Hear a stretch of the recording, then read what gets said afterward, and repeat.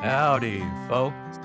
Welcome to Grounded, a Homeland Properties Roundtable podcast, where we discuss land, timber, real estate, and everything in between. Howdy, everyone. Welcome back to the Grounded podcast. We are super excited to be here. We're with Carey Johnson with Northpoint Surveying. We're going to let him tell us a little bit about him. My name's Michaela Burris, and this is Angela Smith. We are some agents at Homeland Properties. So, Carey, you want to introduce yourself, tell us a little bit about you, and then we'll kind of get going into some questions. Absolutely. My name is Carey Johnson. I'm the owner and president of Northpoint Surveying. I'm a registered professional land surveyor here in the state of Texas. I started surveying about 20 years ago this year, and I've been registered now for 10. And yeah, specialize in all things land. Basically, though, I've really kind of made acreage and large acreage kind of my specialty, as well as development over the past several years. Okay.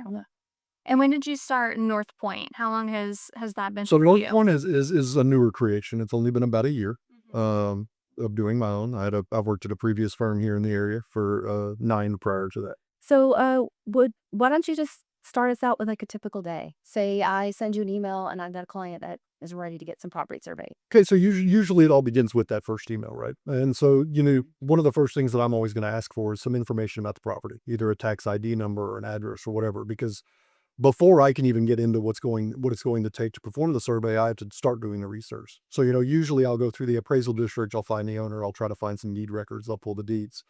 And, usually we're looking for the legally recorded deed.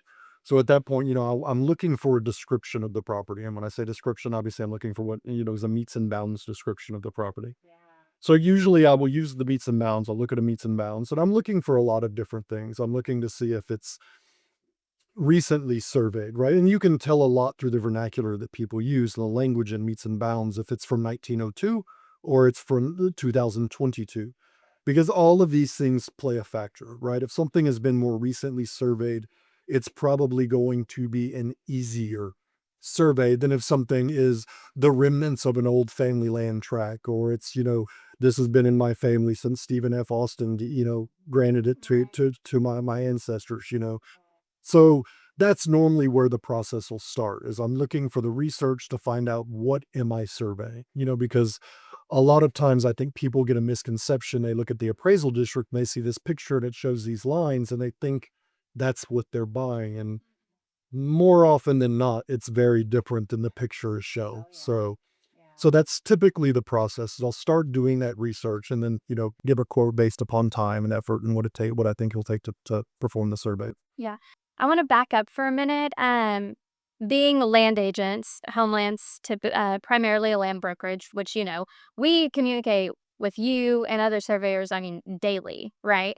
And so we're ordering surveys, getting survey bids, sending our clients y'all's way for information. So I want you to start and just explain what the purpose of a surveyor and getting a surveyor is. So surveyors can perform a lot of tasks, but our primary responsibility, and the one that requires us to be licensed by the state and regulated by the state, is we determine the location of property boundaries. And that's the simplest way to put it. Now, it's important that whenever we say that it's when a surveyor produces a boundary survey, it is that surveyor's opinion. It's, these things are based upon hundreds of years of land law. We all study the same stuff, but you can have 2 different surveyors for 2 very different opinions, the same way that you could have 2 doctors that come up with a different diagnosis for the same symptoms. And, most of the time surveyors, you're gonna find minor variations between how they approach certain things. But, ultimately that's our primary function, is determining where boundaries are, where property starts and stops at. Okay. And you mentioned something about there being really old surveys, very, very old legal descriptions. We run into people call us and they say, oh, this, property has been in my family for generations and generations and generations. And at that point, we usually recommend that they get a survey. How often or where how often do you see those property lines or acreage change? Like at what point? Every time. Okay. Every time. Okay. Interesting. And there's and I'm sure we can get into talking about some specific projects here or there, but whenever it's your property, saying the words old family land is a point of pride. To a surveyor, it's a four-letter word. Because the first thing that we think of is it hasn't been surveyed. And there's an acre cut out on the corner for someone's great aunt that someone wrote down on a napkin in a bar in 1948 somewhere. Yeah. And so it's like those are the challenges as a surveyor that you run into. And I tell everybody, and I've helped educate and train and support 2 or 3 other people in getting registered and getting licensed, and several other surveyors in training, which is SITs. And I tell all of them, to love land surveying, you have to love history, because while I may be determining the property boundaries of your property, I'm also learning the history of the very dirt that you're buying or you own. Oftentimes, a surveyor will know it better than the people who own it. Right. I've had several instances where I'll talk to a client and I'll be like, well, does this name mean anything to you? Oh, well, that was my great grandmother. Well, back in 1911, I see a deed where we never knew about any, and it's so you uncover a lot of really interesting things doing family land. And, I never shy away from those jobs because I do love the history side. I love the deep dive. I love the research aspect of it. Like I said, when you get into surveying is there's 2 parts, and it's important people understand that. There is the field side, what we call the field, which is the boots on the ground, the data acquisition, the looking for monuments and corners and lines, and then the office side. And a lot of times I think people don't understand that office side can be 10 times the amount of work that the field side. And they'll be like, but your guys were only out here for a day. Well, it took me 8 to get them ready for that one. Right. And then it's going to take me 3 more to figure out what to do with that one that they did when I compare it to what I discovered with that, those days I put in prior. And you have to wait for a title commitment a lot of times as well. I mean, to double check what your findings are. Make sure that, the title company doesn't have something that they found somewhere that you didn't, or vice versa. Maybe you found something and then it's not on the title commitment. And so we have to work that out too, which goes into your, delivery process. Yeah. Absolutely. Yeah. And then, title commitments are primarily good for matters of record, easements, things like that. As far as determining the actual chain of title, a lot of times we do that prior to commitment, and that's what we work on. But a lot of times, and y'all have seen it, that commitment will come back and there's a track on it that none of us knew we were supposed to be certain. Or Or an easement or certainly something. the other way around. We'll have surveyed something because it touches the property and it's in the same name and they don't have it on the commitment. It's like, okay, well, is this what's being transacted or not? Right. And, so it is important, I think, to mention that surveying now primarily is used for real estate transactions. But again, I tell everybody, and I'm happy to come on here and say this, get a survey anyway, because you need to know which about your own property. Yeah. And you also need to figure out if you're being taxed proper. That's a big thing too, especially now. Every dollar matters to everybody. Yep. You don't want to be being taxed on 100 acres if you've really got 94, That's so true. No, that happened to a client of mine not that long ago. I think it was supposed to be 168 acres and it ended up being 127 or something along those lines. And I mean, we wouldn't have known. I represented the buyer on the track, right? And so the sellers were like, whoa, what happened to my acreage? Yeah, and we've been paying more than we probably needed to. So that happens. And sometimes y'all are creating easement field work and legal descriptions too. I mean, there was a property, I know I had a client and I had sent him and we had to get a survey of a new easement put in. And so, we have to talk with the surveyors, give y'all some dimensions. Y'all come back, say, hey, this makes more sense in the field. It comes out to this. So there's a lot more that goes into it, I guess, rather than just, I think some people, there might be a misconception that people think it's easy. Surveyors, You're just going to marking some flags in the field and that's that. putting some stakes in the ground. There's a lot more to it. And, For sure. On and referencing the field guide, field work, what has been some of the most challenging terrain you've worked in and or the most interesting terrain that you worked in? Because I mean, I'm all about the ups and the downs, so I like that. Give me all the creeks. I like the creeks. So varying degrees, right? Yeah. So it's funny, and that's the other thing about surveying. You can't ever assume that a 300-acre survey is harder and will take longer than a 3-acre survey will. I've done 1, 2, 3-acre surveys that have taken me a week in the fields because you Wow. just can't find anything. I've done 300-acre surveys that's 4 hours because they're nice rectangular tracts and they're cleared and fenced and there's shining concrete monuments sticking above ground, and Yeah. you just drive your little side by side to all 4 corners, you're like, "Yeah, looking lead." Confirmed.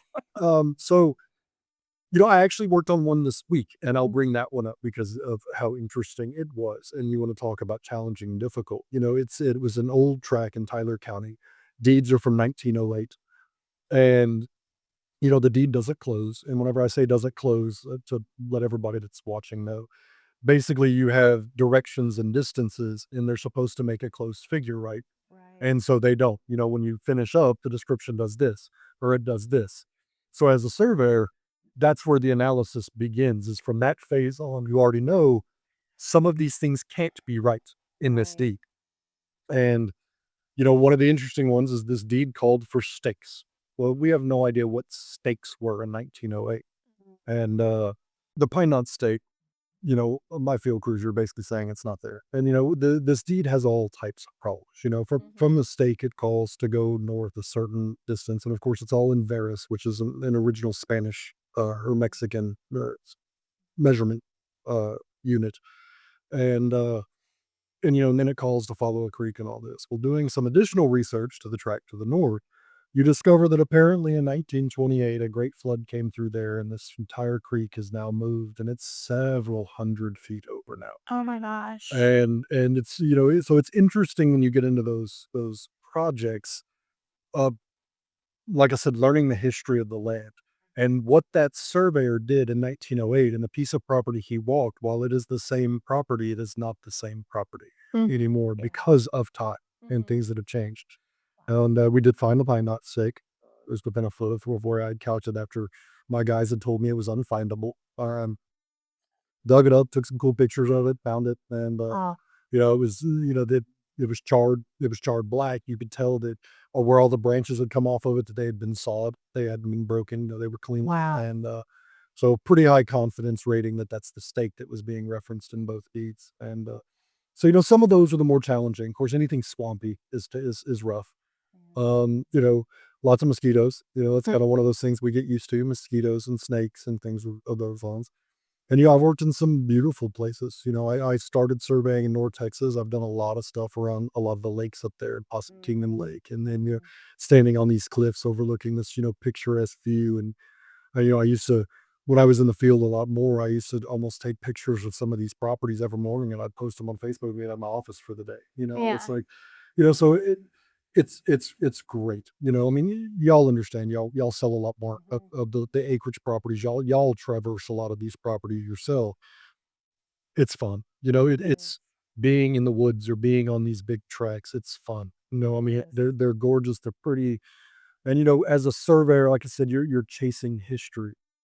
And was telling my field crew, whenever they found that pine nut stake, I said, understand, like, that was put in the ground 120 years ago. Now Yeah. you found it. How interesting. Yeah. So Yeah. it's almost like neat. Easter egg hunting or treasure hunting a lot of times. Yeah. I've found glass bottles that were called for, shotgun barrels that were called for to be, of course, tons of wagon axles or wheel axles. And, I mean, there's no rule that says what, especially back in the day, they had to put in the ground as a corner. And so, a lot of that stuff can be really fun and interesting. Yeah, I'm so excited just hearing you talk about this for this episode to air because I feel like a lot of landowners, especially if there are difficult properties like that, or trouble finding corners, or you lose a little bit of acreage.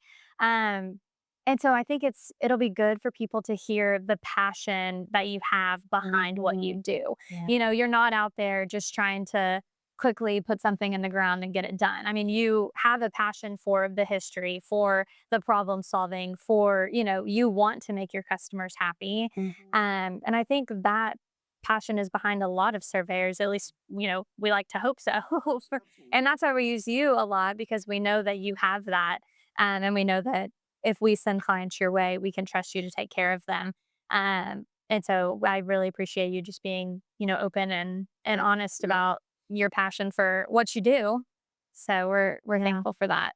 I know this is kind of going back, we probably should have started with this, but what drew you to surveying in the first place? Surveying for me is divine intervention. I was in a rough, low spot in my life. I don't even know how old I was, 24, 25, somewhere in there. And I had said, I need to find a new job, one where I work outside and I can just, and I look across the street within minutes of saying this, and there's a guy standing on the corner holding a prism pole, which I didn't know was a prism pole.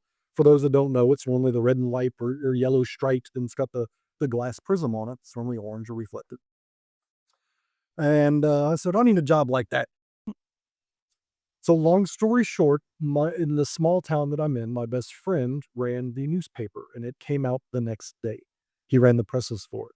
And I called him that afternoon and I said, hey, let me get tomorrow's paper so I can get a jump on the classified ads. He was like, sure, come get it. It was 2 minutes down the road. It was a very small town in North Texas. So I drive down there, pick up the paper. I go back to the office I was at. I sit down, I flip it open. First ad I see, land surveyor hiring will train, hiring green. I called him that afternoon, and he actually thought I was with the paper because he's like, my ad wasn't supposed to run till tomorrow. And I said, let me tell you what happened. So anyway, from 2 o'clock in the afternoon, pointing across and saying, I need to be doing that, 8:30 a.m. the following morning, I had a job. Wow. Wow. And there's no other explanation for it besides this is what I was supposed to be. Yeah, it just Yeah. fit. I tell everyone, I actually have Agrimen sore tattooed on my arm, which is Latin for land surveyor. Like, this is not a job for me. Yeah. This is my life, my passion. You talked about surveying back 100, 120, 200 years ago, and then comparing that with the way surveying is done now, the advances in technology. How much of that do you apply? Do you utilize? What do you love about it? What are you worried about? Is AI going to be a concern? So regarding the technology, I think the technology has obviously vastly improved the speed at which we can do things and possibly some of the accuracy.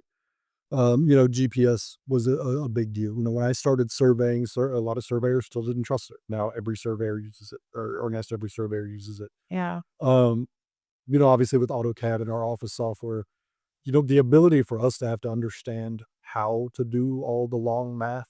We all have to learn it to pass the test, but we don't utilize it anymore. We're a software. So all of those things I see as being beneficial because you remove the ability for some human error. Okay. Now, that being said, technology, like anything else, is just a tool. What matters is who it's in the hands of and how they're using it. And is there someone that knows more about the technology that can check it to make sure it's right?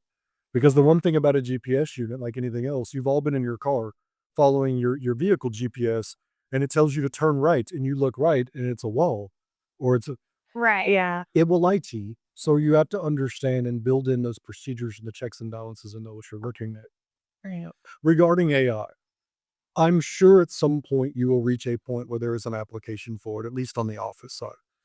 I write meets and bounds, and as most surveyors do, we still manually write all meets and bounds. There may reach a point where AI can scan the information in surveys and write them. You can do it currently, but it requires a lot more setup in the way that you set up your CAD file, where you can have it automatically write meets and bounds. Which honestly, to me, it's faster to write the meets and bounds than to go through the steps it takes. Yeah. Now, larger firms that are maybe cranking out 1,000 of them along a right of way, if they're surveying, may have some kind of an automated system utilizing the software that uses it. So I see some advantages there. But at the end of the day, with the way stuff is currently done, I don't know how we could be replaced with machines or robots or AI. Yeah. Because even if you started today with using a type of property corner that has some kind of signal that it gives off, and there's a whole lot of technical limitations regarding battery life. Remember, I was looking for a pine knot stake on Thursday from 120 years ago. It's going to take 120 or 200 more years before everything would be moved over to whatever the system is that is going to Right. be the answer. So while I will never say that there's not going to be a never, uh, but and that's also where we're only talking about boundary retracement. How's a robot going to set a new boundary? Someone's got to go set those corners for the first time when you turn your 20 acres into two 10-acre tracts. Right. And so while I do think that there may be some areas where it is utilized, I was speaking with one of our manufacturers that makes the GPS equipment, and retails them recently. And it used to be that every couple of years you'd come out with a new model that would do this, and the other one didn't, and this is an advancement. And he had basically told me that the one that they're coming out with now, there are no planned updates for. Like, the technology has reached kind of the limit right now with what they have available for what we're utilizing it for. Now, I'm sure somebody way smarter than me will come up with something new that will advance it even further moving forward. But as for right now, we've kind of settled into what we have is what we have. And that's for the type of surveying I do. They're constantly making advances in things like LiDAR technology and mobile scanning technology. Yeah. And a lot of that stuff is used much more in a commercial industrial construction or development Right. situation, not necessarily for just people who are curious about where the boundaries of their property are. Speaking of the future, we talked about the advances of technologies, from before the pine knot to now. Going forward, say we've got young people or middle-aged people, whichever, individuals wanting to get into the field, the needs of surveyors in the near future and the long-term future. What are some insights into that specific part of the future of surveying? Well, so surveying is a very underrepresented profession. I would say at any one time, you probably have about 3,000 active registered professional land surveyors. Okay. And that's obviously not counting field crews and techs and Sure. tractors and all of that. They're just people with a stamp that can stamp and sign and see these things. And I want to say one of the last studies I saw, the average age of a registered professional land surveyor is in the upper 60s or low 70s. Wow. So we're not producing enough registered surveyors. So I would recommend the industry to anybody. It is a fantastic industry.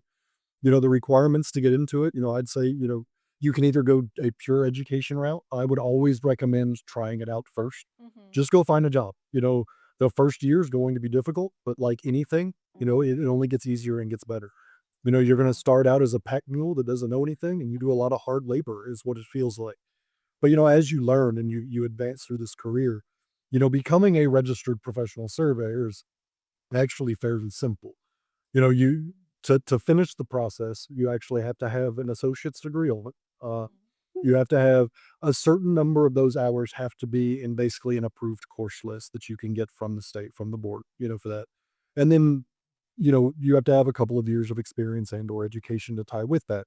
And that makes you eligible to go sit for what's called the surveyor and trainee exam, Okay. which you turn in your application, you take a test. If you pass, congratulations, you're what we call an SIT, which is a surveyor and trainer. Okay. You have to do that for about 2 to 2.5 years. There's a certain number of hours that you have to do. Okay. So it's hours based, not just time based. Underneath a registered surveyor performing work related to boundaries. Okay. So like if you do nothing but topographic work, it's hard to generate those hours. Like if you only do work at a construction firm that only does construction things like that. Okay. So you want to work with somebody that at least does boundary. And then after that 2.5 years and you've reached the hour requirement, you can then apply for whatever the next available test is to sit for your RQLS and you go take the test. And Wow. when you pass, you're a registered surveyor, and that's the beginning of your journey, not the So what temperament of personality was surveying fit? I would say any. Now, I would also say though the temperament of surveyors has needed to change over the past 20 years, and you see it. Okay. There are a lot of older surveyors that I came up under that were very hard nosed, and it was very much of a man's industry. And whenever you think of heavy construction or hard labor, Right. that was very much the industry. And it's, if you called the surveyor and he said something you didn't like, and then some heated words were liable to be exchanged, and you were going to get hung up on. I mean, the world has changed. And so, now, I obviously, I coined the phrase a long time ago. I don't own and operate a land surveying firm. I own and operate a customer service firm that does land surveying. You mentioned about the relationship with your clients. Right. That's something that's very important to me, because while a realtor needs a survey so title will close and the transaction is finished and everybody moves on, whoever buys that property is actually my end user, whether they paid for it or not. Right. So I want them to have a product in their hands that they can understand, that they're proud of, that shows. Yeah. It's easy for us in this industry, and I say this industry because we're in the industry. You may do 30 deals, 50 deals, 100 deals a year. I may sign 100 surveys, 500 surveys, 1,000 surveys in a year. It's important that we understand that one survey for that one person might have been 15 or 20 years of them saving up Yeah. to buy the piece of property that is their lifelong dream. Yep. It needs to be treated with that level of reverence and respect. Yeah.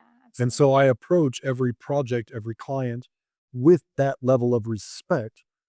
It's not just, oh, I'm just going to turn this out, blah, blah, blah, and where's my check, and I feel like people that have that understanding, and at least a level of understanding and empathy, is important moving forward. But you also have to be able to stick to your guns, because again, surveyors will have disagreements. You have to be confident in what you're doing. Yeah. But I would challenge anybody, and you don't have to become an RPLS that sits behind a desk all day. You can work in the field and make very good money for a very long time. You can scale whatever you want to do, as large or small as you want. I currently am an RPLS that will still do a lot of my own field work because I'm now with a small firm instead of a large firm. Absolutely love it. I mean, it reminds me of why I fell in love with the industry to begin with. Tromping around in the woods all day is it's a good time for me. It Right. sure is. Most people have to pay a whole lot of money to have access to that kind of property. I get to do it all day for and And I get to get charge paid somebody for else it. for it. Yeah. Right. And so it's great. But like I said, the future of our industry, I mean, we need more surveys. So Okay. anybody who can get into the industry. Yeah. You mentioned customer service. I think that's really interesting. When you have a passion for something, it feels more so like you're providing a service for people, Yeah. because you care more about those relationships, and establishing that connection. I think Yeah. we feel that with our clients. On a daily basis, or I guess a project basis, are you typically dealing with more private landowners and clients, or are you dealing with more real estate agents, developers, things of that sort? So right now I'm dealing a lot more with, kind of private clients that are either developers or, doing things along those, or real estate agents, such. So, Okay. I will do some residential work or some single person work, but it's not stuff that I'm actively, marketing for right now. That's interesting to hear, because for us as agents, I think we try our hardest to kind of handle a lot of that back work for our clients. So, I mean, I would prefer to reach out to a surveyor on behalf of my client. That way, my client feels as though they're being represented. Yes. But it's also nice to have somebody that's available for when they have further questions or something comes up. I can still send them, your way, and you're available and ready to answer their questions, provide any guidance. I would actually say, and that's really important, and that's really helpful. And I know y'all at Homeland, probably understand more about surveying than a lot of other realtors do. And it's important that we say that there are a lot of people that deal with property that don't understand property. And I would challenge a lot of people to learn more about surveying the process. You'll have a lot of title companies that will look at a survey and they're comparing it to a checklist, and things don't always line up properly. And, same thing. And I guess this is my public service announcement to the world. If you get a survey, I didn't take your land. If it's less, please stop blaming. It's not my fault. And it's funny. Everyone, You mean to say you're not pocketing some dirt? everyone will call you if it's an acre short. Nobody calls you if it's an acre big. Yeah, right. And so it's interesting. Like, hey, you're trying to take my land. I promise you, I'm not. I can't take it with me. I didn't steal anything. Oh, yeah. Anything else you want to share or say or express to the audience or to us as people that work with you? Or So again, just if you need a survey, Northpoint Surveying. They can give you the contact information if you need a realtor. Yeah. These are the people to use. So Yeah, we'll link Carey's information below in our description, or whatever platform you're watching it on or listening. I'm sure we'll put it down there. Yep. But we thank you so much Thank for you being very here. much. Yeah, we thank you for sharing your passion and talking a little bit about the needs for future surveyors, your opinions on that, and just being open with us. We work with Carey a lot. We'll continue to work with him in the future. So this is great. Maybe, we'll have you back on in a little bit and we'll have even more to talk about. But yeah, thanks. Thank you. Thanks so much. Very Yeah. Well, everybody, like, follow, subscribe, do all the things. Thank you so much for tuning in. And we will see you next time.